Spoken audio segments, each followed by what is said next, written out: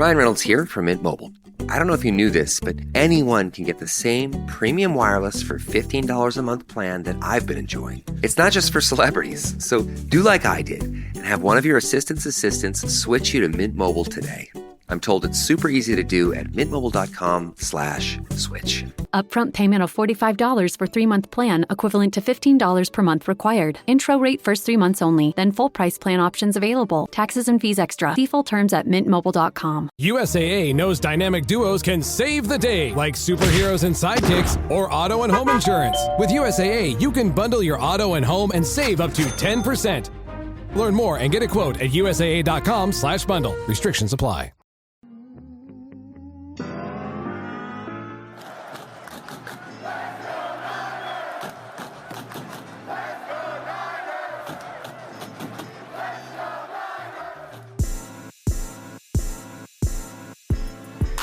Welcome into 49ers Access. My name is Sterling Bennett, and today I'm going to tell you why Brock Purdy's contract with the San Francisco 49ers is better than we all thought it was going to be when he signed his deal just one day ago. Going to dive into the contract details and why this may be one of the sneakiest and best quarterback contracts in the entire league. Also going to dive into what George Kittle had to say about Deoomodore Lenoir last night, and if Jacob Cowling is poised for a breakout in 2025. Don't forget to like, share, subscribe, leave us that 5-star audio podcasting review, and let's dive into why Brock Purdy's contract may be better than you think. So I think it's important to point out that, yes, Brock Purdy did indeed sign a 5-year, $265 million contract extension. He goes from pick 262 to now getting 265 over the next 5 to 6 seasons. That extension will not kick in till next year, 2026. He will carry a $9 million cap hit this year due to some bonuses put in his contract for getting to the Pro Bowl, going to the playoffs a handful of times, and being an MVP finalist. But when that deal officially hits the books in 2026, it is by far one of the best quarterback contracts done of the last 5 years or so. That includes Jalen Hurts, Tua Tagovailoa, Joe Burrow, Trevor Lawrence, and even those of the likes of Baker Mayfield for 3 years, $90 million, which everybody thought was a bargain. Brock Purdy's contract should belong in that conversation. Now, yes, it is 5 years, $265 million. However, when you dive into the nitty-gritty, while you can say, well, Brock has a massive cap hit next year in 2026, $58.9 million, while he's going to carry a dead cap hit of that. He has a 24.7 cap hit next year, a $30 million cap hit in 2027, and a $57.6 million cap hit in 2028. And it even gets higher from there. $72.5 million in 2029, and in 2030, a $64.5 million cap hit. When I say that, I'm sure you're scoffing, saying, Sterling, how in the world is paying Brock Purdy or having Brock Purdy's cap hit upwards of $57 million for 3 consecutive years when he hits the ages of 29, 30, and 31? How is that a good deal for San Francisco? I almost want you to forget all of the numbers I just told you and forget the 5 years, $265 million. Forget the totals. Forget the guarantees.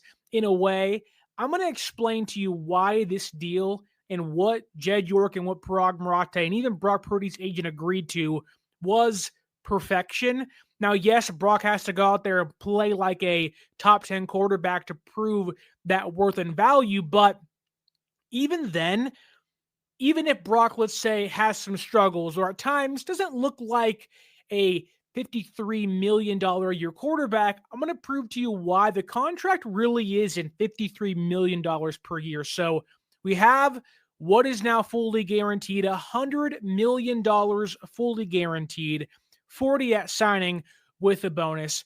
But there are no guarantees beyond the year 2027. So just like I told you, forget the numbers I brought up in 2027. After that year, when his cap hit in 2028 reaches $57.6 million, $72.5 million in 2029. There's no guaranteed money after 2027. So 2025, 26, 27, guaranteed years for Brock Purdy. After that, not a single dime of guaranteed money on the books. While yes, San Francisco could certainly redo his contract, they can renegotiate his deal like they did and have done with George Kittle in previous years, Fred Warner, even Javon Hargrave got his contract redone a couple of years back. But there's also key opt-outs before bigger payouts in 2028 and 2029. So if you're sitting there worried, Sterling again, that $57.6 million cap hit, San Francisco can get out of that contract before having to pay him a large sum of that. And the same thing goes for 2029. Two very big key opt-outs in that deal for San Francisco, essentially giving them what I believe is a 3-year contract. For all the talk of 5 years, $265 million for Brock Purdy, this contract really is 3 years, $116 million. This year in 2025, 2026, and in 2027, that is the length of the actual contract. The San Francisco 49ers have given them 2 years to either restructure, redo, renegotiate, or simply get out of Brock Purdy's remaining 2 years of his deal, where his cap hit goes crazy in 28, 29, and 30. They can avoid that. So don't think of Brock Purdy's deal of 5 years, $265 million. Think of it as 3 years, $116 million. That's what he's guaranteed. That's what he'll be making over the course of the next 3 years before those opt-outs kick in for San Francisco. Now, doing some quick math, and you can do it for yourself right here, what is $116 million divided by 3? That's $38.6 million a year. That is a lot less than $65 million, Brock Purdy's initial asking price from his agent. That is a lot less than Dak Prescott's current record-holding contract for quarterbacks on an average annual value, and that's even a heck of a lot less than Brock Purdy's $53 million per year average he's supposed to get over the next 5 years. The escalating money is money he'll probably never see. Thus, 3 years, $116 million, with Brock Purdy essentially under contract for $38 million per year. That's only $8 million more than that of Baker Mayfield, who a lot of people, wanted to have Brock Purdy sign a contract like 3 years, $90 million, 3 years, 4 years, $120 million. People wanted to keep that contract, keep that Brock Purdy new contract under a large chunk of money. And if you go to the contracts currently, that will be just under Matthew Stafford's $40 million. It's just above Derek Carr's contract, who now may not see a dime from with the Saints now that he's retired. It's just above Geno Smith's $37.5 million per year contract with the Raiders. And it's about, $5 million ahead of Sam Darnold and Baker Mayfield. That's a bargain. It's under Kirk Cousins by nearly $7 million. It's under Matthew Stafford. It's under Kyler Murray, under Jalen Hurts. And I get it. It'll all say $53 million over the course of that 5-year deal. But really, knowing that Brock Purdy's contract is really just 3 guaranteed years, it makes those 3 years, 25, 26, and 27, feel like a massive bargain. And even if San Francisco says after 2027, hey, we're done, right? This is not working out. We have to make some changes. It's only a $16 million dead cap hit to get out of Brock Purdy's contract. This is one of, if not the smartest quarterback contract in the entire NFL. For all the detractors, all of those saying, well, Brock isn't worth $53 million a year. Oh, it's too high. It's too high. He's not getting $53 million a year. His contract really is 3 years, $116 million and $38 million per year, with some added on opt-ins for the San Francisco 49ers in 2028, 29, and 30. So don't think of this as a massive 5-year deal. This is a 3-year contract for $38 million per year. And when you put in Brock Purdy's play, while I do think Brock deserves to get paid in the upper echelon of quarterbacks right now, you can dive into, where Josh Allen's paid, where is Mahomes paid, where is some other top dogs paid. I get it. Mahomes is making like $45 million per year, and Brock really isn't worth that money, but the market's the market, and a lot of bad quarterbacks are getting paid upwards of 50, and Brock belongs in that conversation. So again, zoomed out, the optics say, $53 million, but in reality, Brock's barely getting paid more than Geno Smith. He's barely getting paid more than Baker Mayfield and Sam Darnold throughout the guaranteed portion of his contract, in which then San Francisco can say, we want you, we don't want you. And if things are going well and San Francisco says, yes, bring Brock back in 2028 and 29 and 30, they're going to redo that deal. There's no way Brock's playing on a $72.5 million cap hit or a $65 million cap hit. San Francisco never does things that way. So this is by far one of the best, the smartest, and going back to that, this is a bargain. Brock is one of the biggest bargains in football. We could really be looking at, if he plays well, Brock continuing to be one of the best bargain deals in football, even though he's getting $53 million a year. This looks extremely well for San Francisco. It works extremely well for Brock Purdy, has a full no-trade clause, even if he's not good and they want to cut him. It's a $16 million cap hit. He'll still get paid some money after this, but with low guarantees, San Francisco struck gold with this deal, and it shows you why Brock Purdy's contract really is better than what the total number value may actually indicate. $38 million per year is the actual money Brock Purdy's truly getting over the course of the first 3 years of this contract, would make it one of the best bargains in football, over Baker, over Sam Darnold, and just under Matthew Stafford when it comes to quarterback contracts over the next couple seasons. Moving along to Brock Purdy's press conference yesterday, I think so much can be said about what Brock's making financially, and so much can be said about, is he worth it?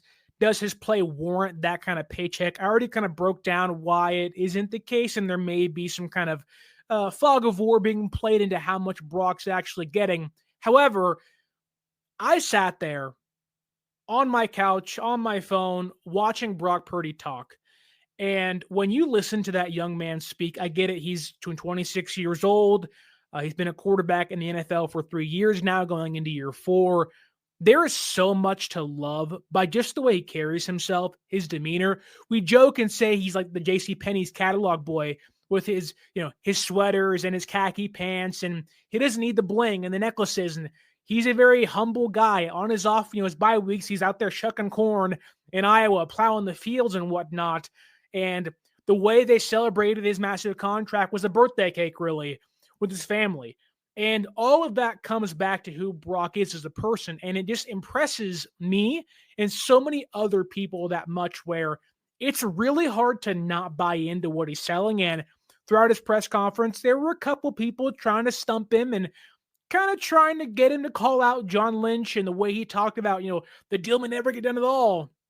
Brock really kind of sidestepped that and was like, this is not a big deal at all. Then they tried to kind of get him to call out some players that held out in previous years, and he wouldn't do that either. And Brock really did answer every single question extremely well. For all the bad things that we say about Colin Cowherd, the one thing he always says, and I agree with here, is you want your quarterbacks to be boring. Exciting on the football field, right? You want those, when I come to work, it is simply business.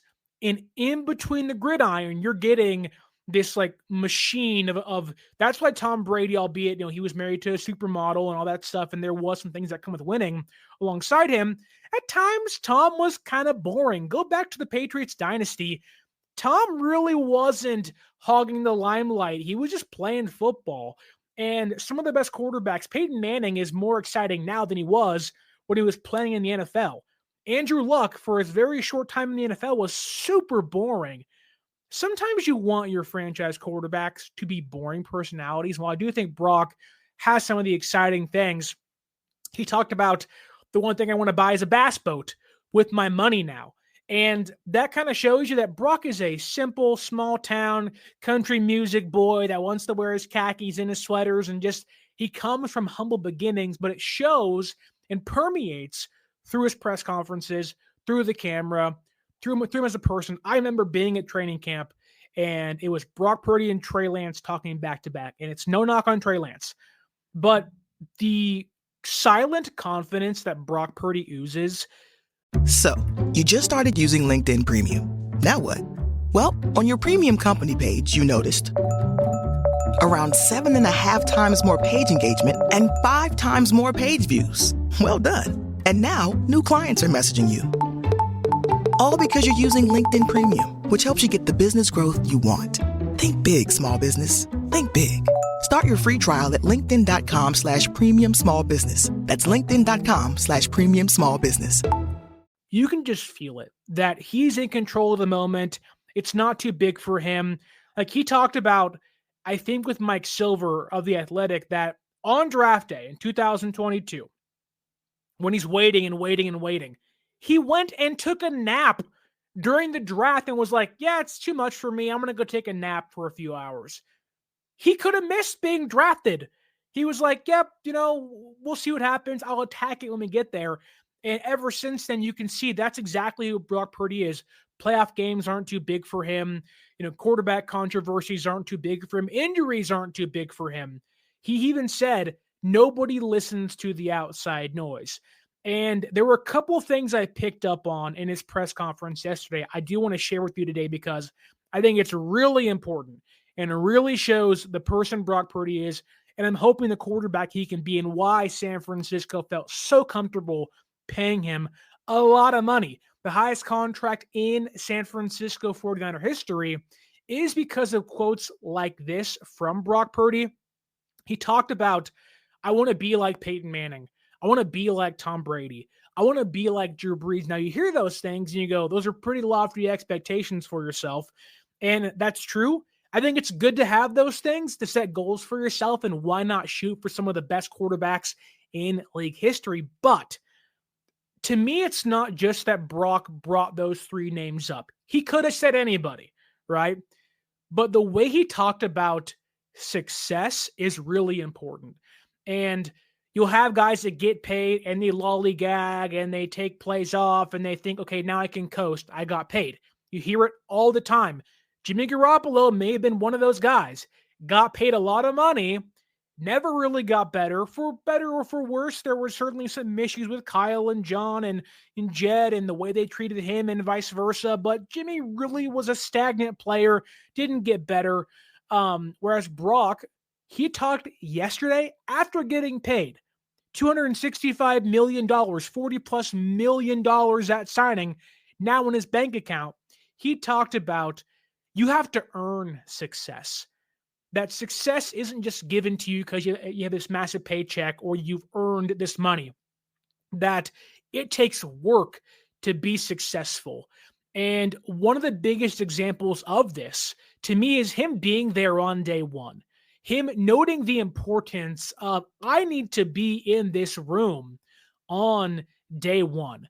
That I saw what Ayuk did last year and how it didn't work, and it really affected him pre-injury. I saw what happened to Christian McCaffrey and Trent Williams, and I've seen and heard about Deebo Samuel and other guys that have held out for larger and longer contracts, and it really has held them back in their first year on the football field post-massive deal.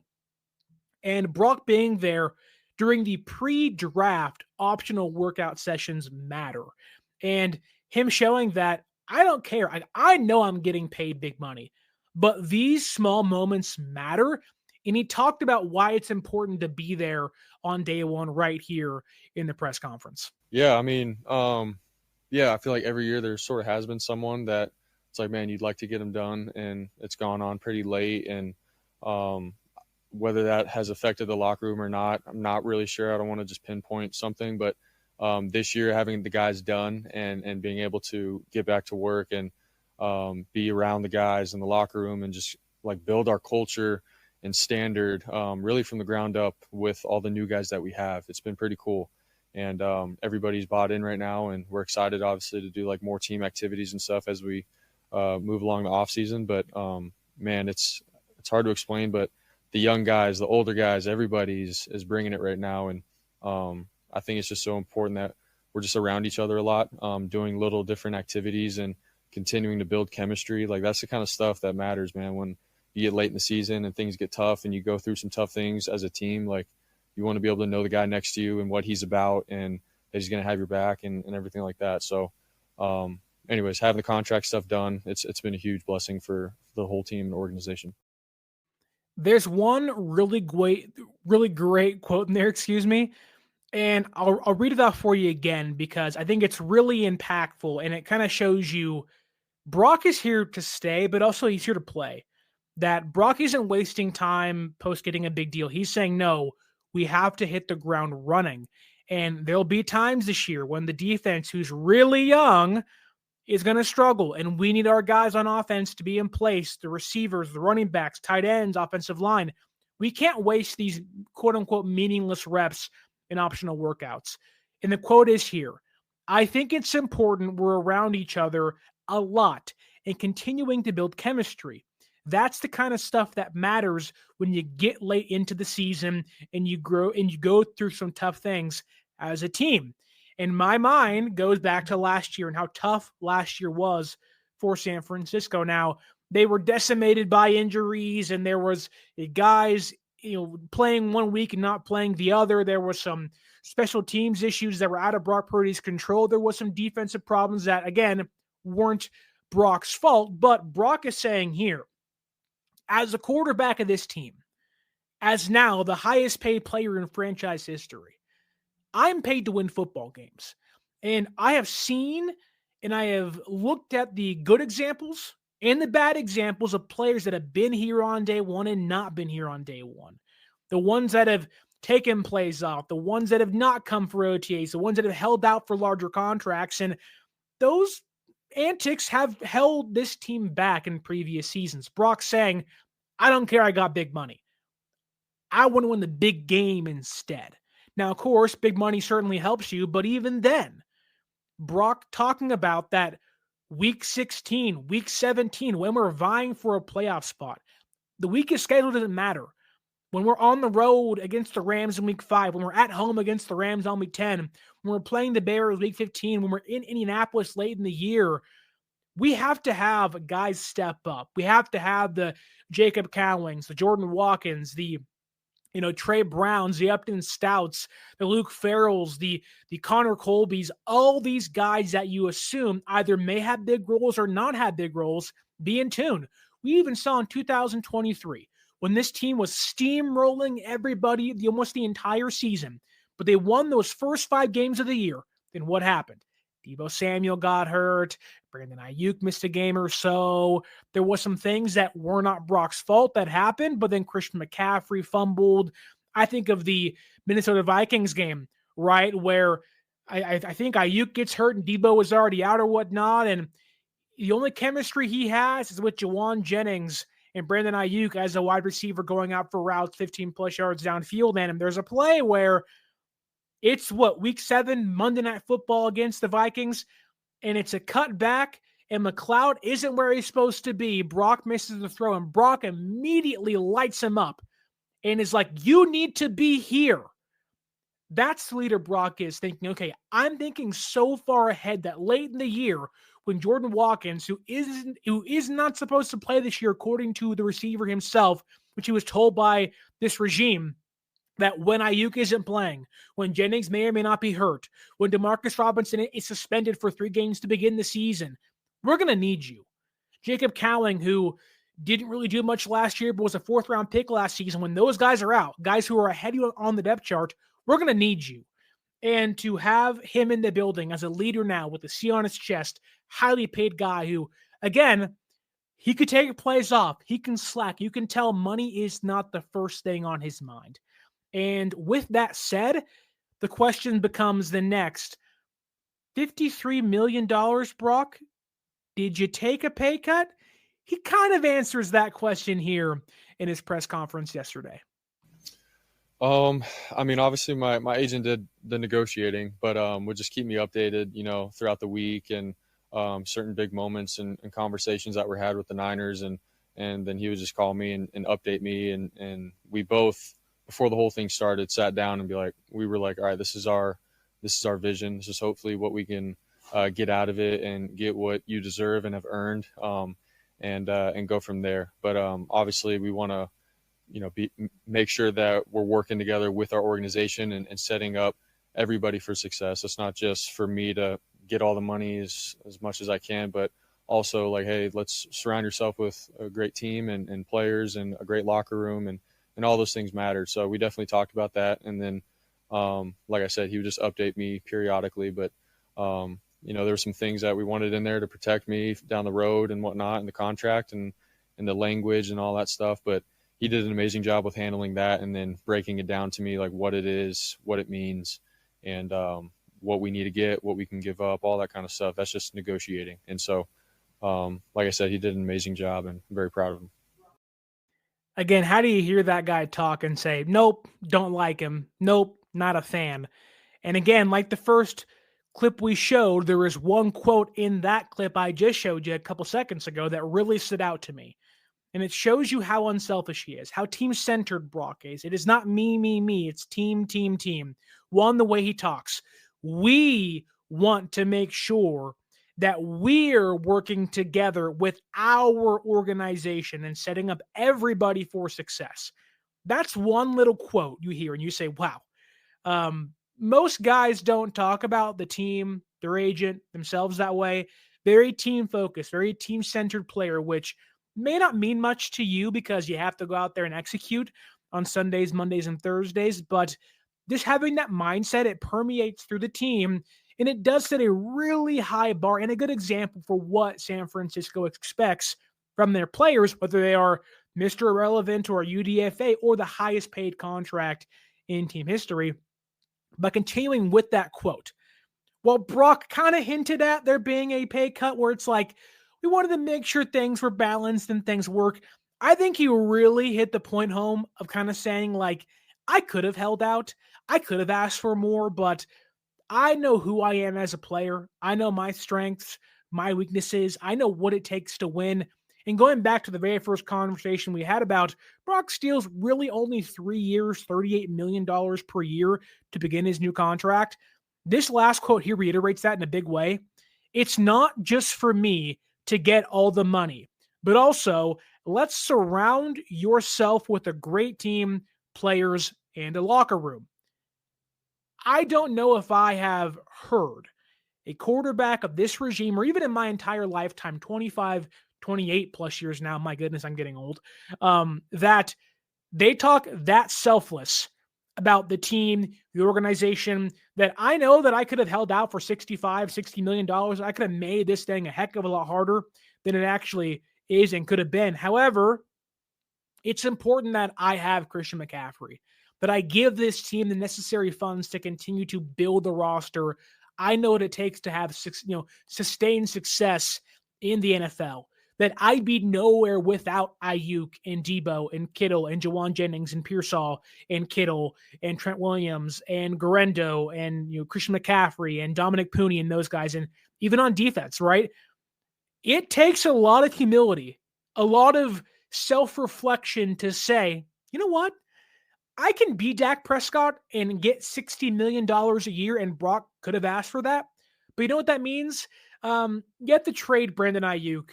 You have to not re-sign Jawan Jennings. You can't redo Kittle's deal. You can't redo Fred Warner's deal. And the Cowboys last year, albeit Dak got hurt again, the Cowboys last year, and even this year really, they didn't do much in free agency.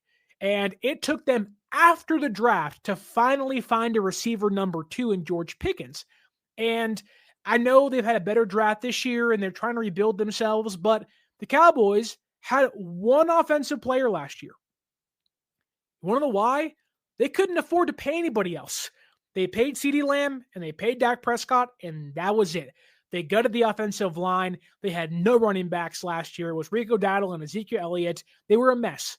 Now they're trying to rekindle things, but Brock is saying, if it means me not making $60 million and you utilizing that $7 million per year, right, to go sign a receiver 2, a tight end 2, a cornerback 3, a new safety, a center, a left guard, a right tackle.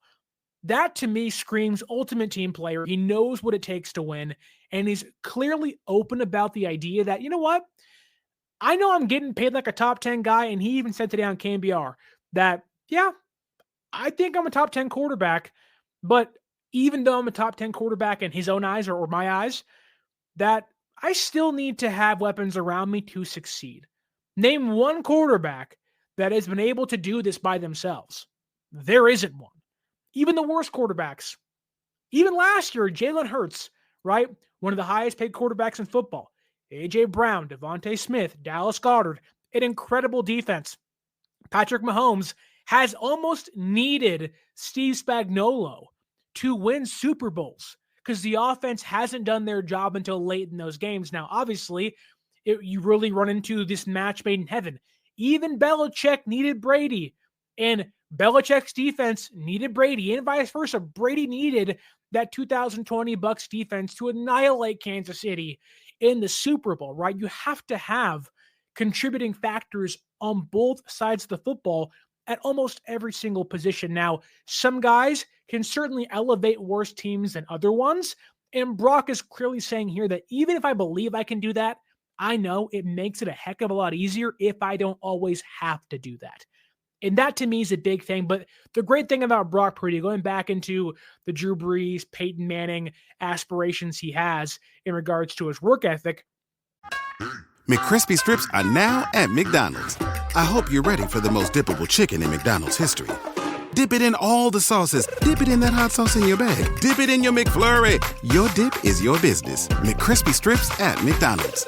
He was asked, what areas do you think you need to improve upon? And there were some basic answers like my footwork. I know last year's front foot wasn't very well. Some passes sailed high. There was some kind of fundamentals, which he really didn't dive too much into. But he talked about, I don't want to be too comfortable. I don't want to, feel like I've been there. I've seen that. I've done that. I want to feel like every play matters. I want to feel like, the next play can determine the game. I want to feel like I have to be on my toes every single snap. And one of the very kind of short glimpses of things he said was that I've gone back to my rookie tape when he got tossed in against the Miami Dolphins and went on a massive run that year and now has taken over the job out there in San Francisco, now the highest paid quarterback in franchise history. He went back to not 2023. He went all the way back to 2022, his rookie year, where most guys a couple years in don't really want to remember. They're going to make a lot of mistakes. He talked about utilizing that as an example of, in his eyes, being on it, playing within the scheme, being on time, not playing hero ball, not having to run around and scramble for his life and not take checkdowns. Kyle will help him and make his life a heck of a lot easier as an offensive play caller. Last year saw him running around, holding the ball for too long, not taking his checkdowns, trying to scramble for about 15 yards, although it takes him about 20 minutes to do so, right? Against the Rams last year, he runs for about 3 yards, but he runs from one sideline to the other, back around through the entire defense to get 3 yards, and you're like, oh, that was awesome, but okay. You can tell he wants to go back to being that almost machine again, right? Where Tom Brady is like this boring quarterback when he was playing. There wasn't much I heard about him outside of the Spygate stuff and Deflategate and all the other gates there have been with the Patriots. A boring player, but in between the lines, a machine, being on time, being accurate, putting his guys in the right place to be successful as a quarterback, right? Brock trying to get back to that. Now, look, you have to go out there and prove it, but to have a guy willing to admit, my rookie tape may have been really good, and getting back to that may actually be more beneficial than what I did last year, which wasn't that bad, and there was a lot of great things you can take from it, but he knows playing on time in the system is probably the most efficient things will be. Hence why you saw Brock take off in 2023. It was the best mixture of playing on time in the system and also being a playmaker. And I think Brock's saying, look, I know I can do the playmaker stuff. I was doing that last year when the offensive line sucked, when Ronnie Bell was dropping passes early in the season, when guys were getting hurt. But I have to rewind the clock to get back on track. And hopefully I can plug myself back into the Kyle Shanahan offensive machine and we can tune things back up to a higher level in 2025. That's how I'm viewing how Brock Purdy is talking about himself, this offseason, and his contract. The worst thing you can be in life, and if you're Brock Purdy, is complacent. You can tell there really is no room for complacency in Brock Purdy's mind, even after getting paid $53 million per year, although it's more like $38 million per year when it comes to his first 3 years of his contract. Moving on from Brock Purdy for 1 second, because Fred Warner's 3-year extension has just become official. So Fred Warner is also now the highest paid linebacker in the NFL once again, $21 million per year. The team just announced it, and he just said it was a dream to get drafted, and it's still a dream to stay in San Francisco. So shout out Fred Warner. Great stuff. Happy to have you back. And if you want to see Brock Purdy play this year, you want to see George Kittle play this year, you want to see Fred Warner play this year, who just put pen to paper, you want to go to SeatGeek.com.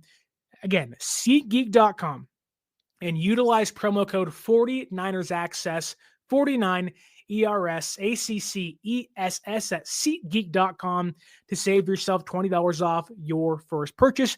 It is the only ticketing app I use. It ain't Ticketmaster. It ain't anybody else. Give me SeatGeek.com. And for yourself out there, use that promo code 49ersaccess and save yourself $20 off your first purchase. You can also follow us on social media at 49ers_access is the X or the Twitter, and 49ers.access is the Instagram. And now we get to talk about some underappreciated players on the San Francisco 49ers, because last night the San Francisco 49ers handed out an award. And that award was the 2025 Dwight Clark Award, which recognizes the player who best embodies the late Dwight Clark's spirit of teamwork and camaraderie. And the recipient of that award was cornerback Deoomodore Lenoir. Now, the reason why I bring this up isn't to highlight the Dwight Clark Award, although that's a great thing for him. We all love Dwight Clark, RIP, #87 for life. But it's about what George Kittle, who won the inaugural award in 2021, said when introducing Lenoir last night in front of the faithful. And it's really important to note, because I think Lenoir is and continues to be one of the most underrated and underappreciated, not just Niners, but players around the entire NFL. And Kittle said this: the way that Demo is every single day, nobody has to hype him up. He brings 100% effort. He brings 100% energy every single day. When you have someone who does that and loves their craft and loves the game of football, it brings everyone around him with him. He's an inspiration to guys on the team. And when you hear that, and you pair that with Brock Purdy and George Kittle and Fred Warner, and you start to get a real clear glimpse of the core and really who San Francisco continues, or like the type of player San Francisco continues to invest in. Good guys in the locker room and also great players on the field. There's a reason why you have a regime that has had so much sustained success. It's investing in guys like Lenoir, who continues to not get the credit and the respect he deserves. And with that said, we are calling out Pro Football Focus today, because the hype has been out the wazoo for Travis Hunter. Travis Hunter this, Travis Hunter that. Will he be a cornerback? Will he be a receiver? Oh my God, what about Travis Hunter? and some of that may be justified. But PFF compiled a list of all the wide receivers and cornerbacks that Travis Hunter, who may or may not play both this year, but likely will at some point in his career, they compiled a list of receivers and cornerbacks that Hunter is going to match up against in 2025, his rookie season. Notably, the one key guy they left off was Deoomodore Lenoir. And PFF, I get it. A lot of you are working hard out there. You do so much great work. You are a mainstay on the NFL mock draft simulator, a version of this show. When draft season comes around, PFF is the place to be for all of their work. Trevor Sickham was awesome. A lot of great work out there for PFF. However, you have the audacity to include wide receivers named Rashee Rice, who somehow the NFL has not figured out what to do with him after last offseason's debacle of the accident he caused on the freeway. A nightmare for him. They have mentioned Marvin Harrison Jr., who I get it, big prospect, first-round pick last year. You can pitch me on the idea of having him on the list, but then you added Brandon Ayuk on there, who the Niners don't play Jacksonville till week 4. Ayuk's not going to be healthy by week 4, and I get it. You don't know that. There's no guarantees. I think we know he's not going to be there for the first few months of the season, but maybe that's just me. So Ayuk's on there, and I'm like, well, he's probably not going to play, but okay, let's say he does. Marvin Harrison Jr. is on there, second-generation star. Maybe he can become a great thing in year 2. But Rashee Rice is on there. Is that really a matchup you want to highlight? A guy that may or may not get suspended this year for what happened last year, and maybe this really isn't that great of a receiver. At least he isn't as good of a receiver as Lenoir is as a cornerback, but then it gets worse and almost is kind of shocking and kind of dumb when you turn things to the cornerback matchups Hunter may have as a wide receiver. And if you've been looking at the training camp footage and the OTA footage of the Jaguars, which I don't think you have out there in Jacksonville, but he's only been taking wide receiver reps. So the cornerback matchups to me are a bigger highlight amongst the fan base of the NFL. They mention players like Devin Witherspoon, which I think Lenoir is better than him. But then they have the audacity to mention, and I love this player, but they mentioned him twice. That doesn't make sense to me. They mentioned Charvarius Ward twice. Now, I love Mooney Ward. I wish him all the best out there in Indianapolis. I can't wait to watch him come, or us to go play them later this year. Who doesn't love Mooney, right? He's an awesome player. He's one of the best players of this regime's history from 2017 to now. Probably one of the best cornerbacks not named Richard Sherman, and he's on there twice. Why couldn't you just put week blank and week blank, not have him on there twice? But then they went even crazier and said L'Jarius Sneed twice. And okay, it's no knock on L'Jarius Sneed, but I mean, is Lenoir better than L'Jarius Sneed? You can put those answers down below in the comments, but I think the answer is clearly yes. And so I said, you know what? I'm going to do a deep dive.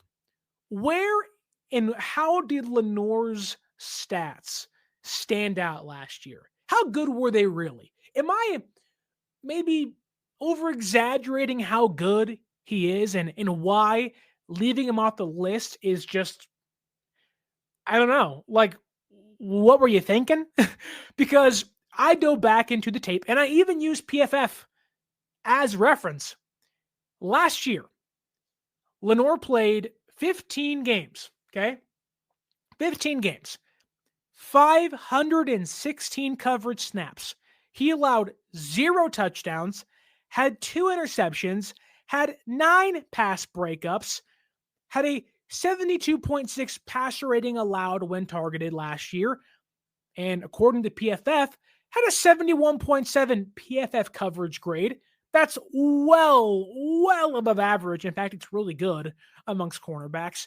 And scored 1 special teams touchdown off a blocked field goal attempt, not to mention The longest reception he allowed all year in coverage was 29 yards. Again, no touchdowns, 2 interceptions, 1 touchdown on special teams for him via a kick return block for a touchdown, and only 29 yards being his longest reception. Then you rewind the clock and say, really? Rashee Rice? Really? Marvin Harrison Jr.? Really? Devin Witherspoon? Really? L'Jarius Sneed? Twice? Mooney Ward? He can be on there once, but twice? It's no disrespect to all the other guys on the list, but the disrespect is getting out of hand for a player like Lenoir.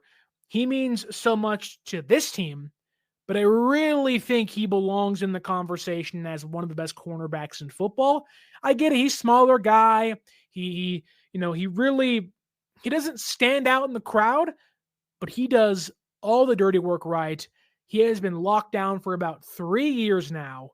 And as a 5th-round pick, he has become one of the next 5th-round pick selections of San Francisco to boom in the Kittle, Greenlaw, DJ Jones, now Lenoir conversation of massive day 3 picks to become almost superstars for them. Got a massive contract last year during the season for a reason. Lenoir is incredible. He's awesome. And for the first time, PFF, I need you to put some respect on Lenoir's name. And before we get to a very small topic of Jacob Cowing's breakout maybe happening in 2025, it's important to note that if you are like me and you love yourself coffee or an energy drink, you got to invest in a case of goat fuel. Not only was it founded by the goat himself, Jerry Rice, but it tastes good. It's healthy for you if you don't want to have coffee anymore. And I'll tell you this, if you're feeling down and you want to get some work done and you need that kick in the butt to put yourself in gear, goat fuel is the drink for you. It's better than Monster, better than Rockstar. I'll tell you this, I drank one of those Starbucks energy drinks in high school. It gave me a sweating medical condition. You know what didn't do that? Goat fuel. So invest in a case of goat fuel using our link down below and save yourself 10% off your purchase. It tastes great. It feels good. It looks good.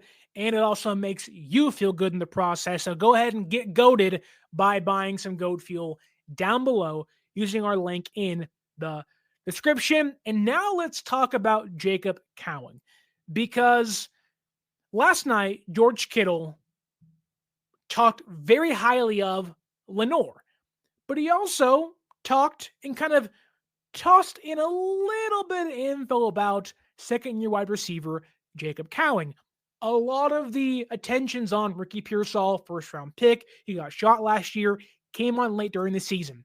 But San Francisco may need some help at receiver as soon as week 1, knowing no Brandon Ayuk, maybe no Demarcus Robinson, and you just don't know what the preseason holds for injuries, and maybe you just never know, right? Something could happen.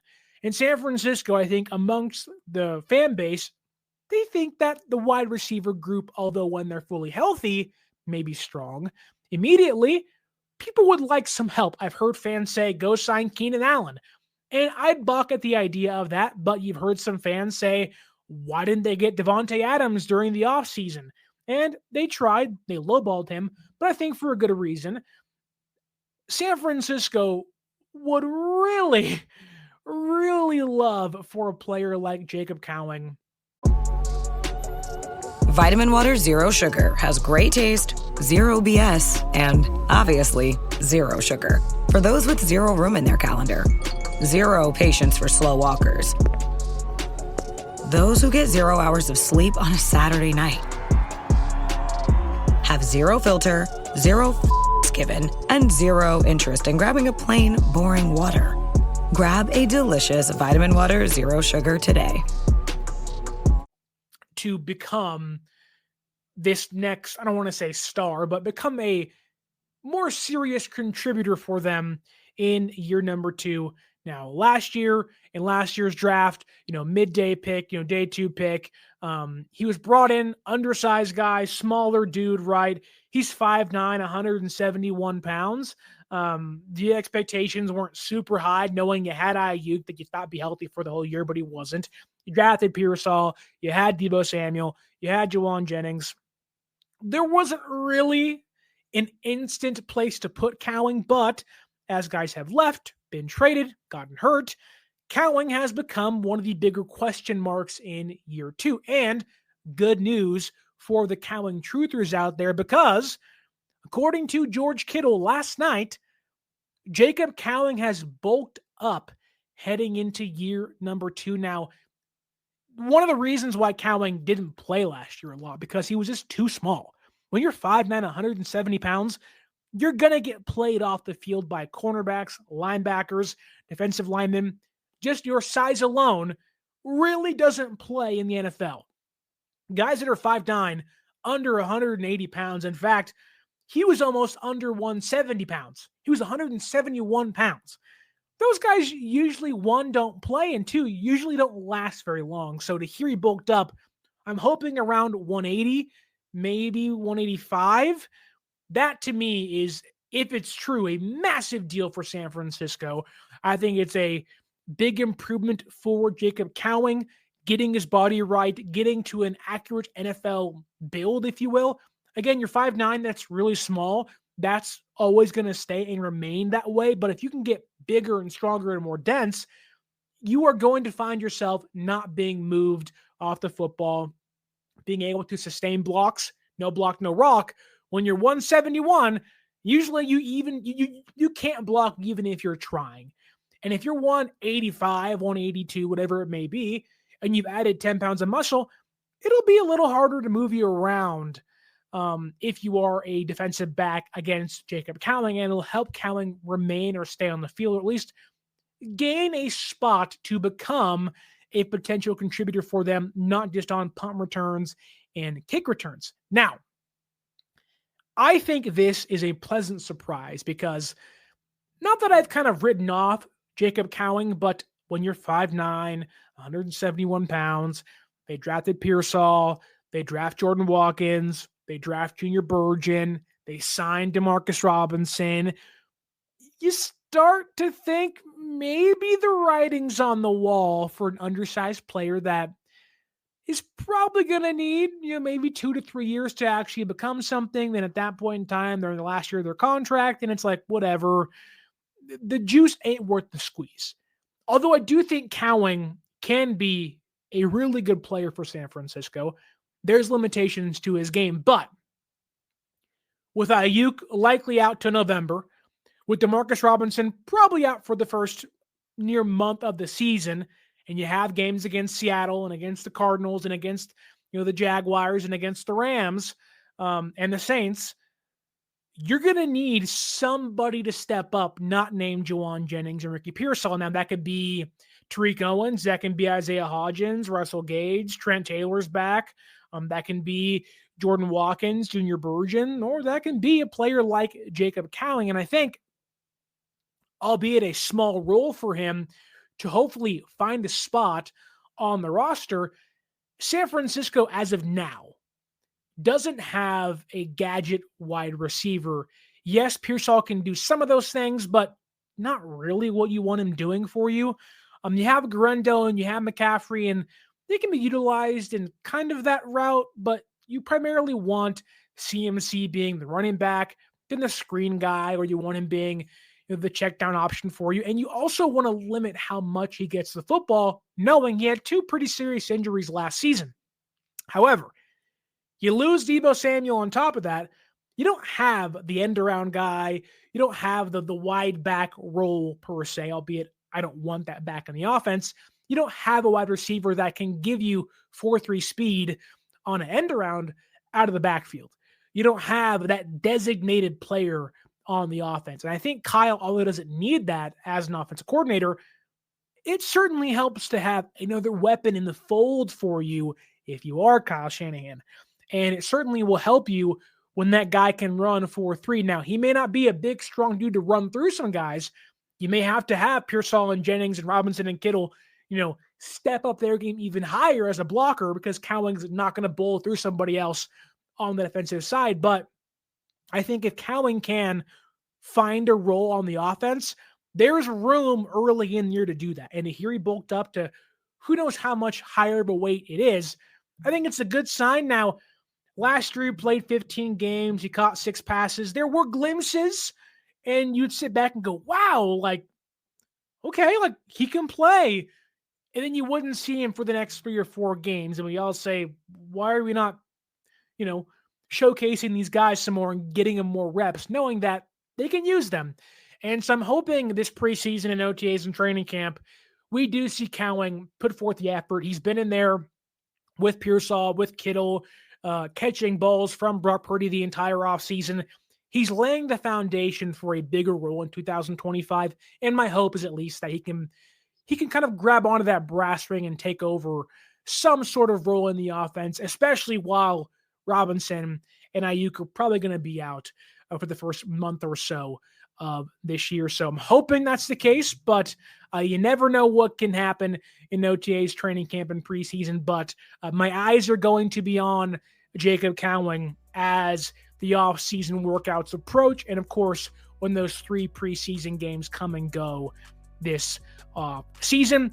That's all I have for you today, though. So don't forget to like, share, subscribe on the audio podcasting platforms. Leave us that 5-star review. Don't forget to follow us on social media. Go get yourself a can of Goat Fuel down below in the comments. And if you want to see your Niners play or watch the NBA playoffs live in person, you have the Knicks out there choking overtime games away against the Pacers. That was awesome last night. You want to go to a concert or baseball now in full swing? Giants are only in second place. They're very close to the Dodgers. Can they grab that brass ring and get ahead of the NL West for the first time this year? Fingers crossed it happens. But if you want to watch those guys play in person as well, use that promo code 49ERSAccess, 49 ERS ACCESS at SeatGeek.com and save yourself $20 off your first purchase. That said, my name is Sterling Bennett. Have a great rest of your week. And as always, stay faithful.